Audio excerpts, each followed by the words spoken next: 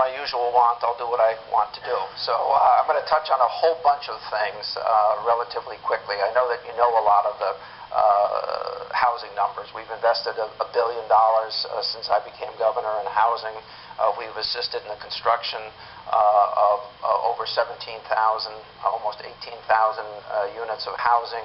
The vast majority, all but a couple of thousand of those actually are in fact affordable units, although we have invested in complexes that are not exclusively affordable. So that accounts for a little over 2,000 of those units. I think it's a great bargain that we strike when we do that, quite frankly.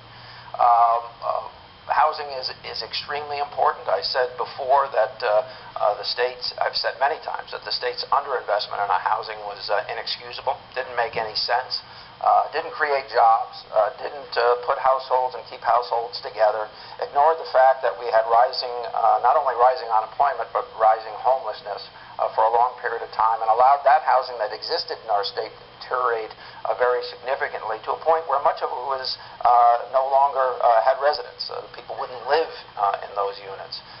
Where we are today is a very different place.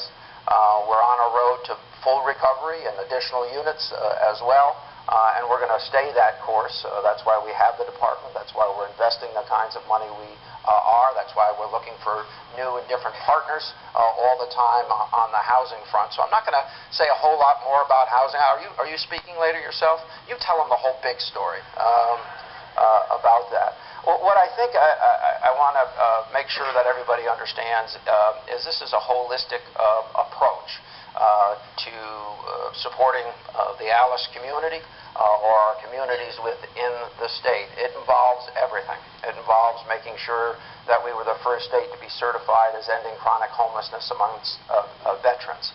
It's why we're going to end chronic homelessness amongst our citizens. It's why a 4% drop in homelessness on our on-the-ground survey was very important, and our drops in chronic homelessness that we've accomplished have been extremely important. It's why minimum wage increases are very important. And I've read the Alice update, and I understand that minimum wage doesn't get you there. What I would actually tell you is that Connecticut is moving in a very progressive fashion to be more supportive of its citizenry.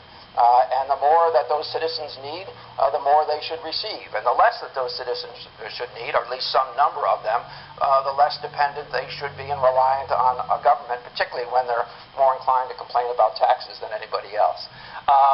This is a holistic approach designed around supporting people in poverty, people near poverty, people moving out of poverty, people in our middle class. That's why even our transportation investments are very important. I know that's controversial with some of you, but understand that we're making and will be making massive investments in our rail system and massive investments in our bus system, the very systems that are most affordable and many of the citizens who we want to help are most reliant on. A bus system that would be 40 to 41% larger than it currently is. That is serving that many more people, that many more destinations, that many more connections to employment, that many more connections to quality home. That's the kind of transportation system that we need to be invested in. I'm fond of saying that no citizen should need a car if they don't want to have a car, which means that we have to have a public transportation system that meets the needs of our population and connects them to work and to educational opportunities.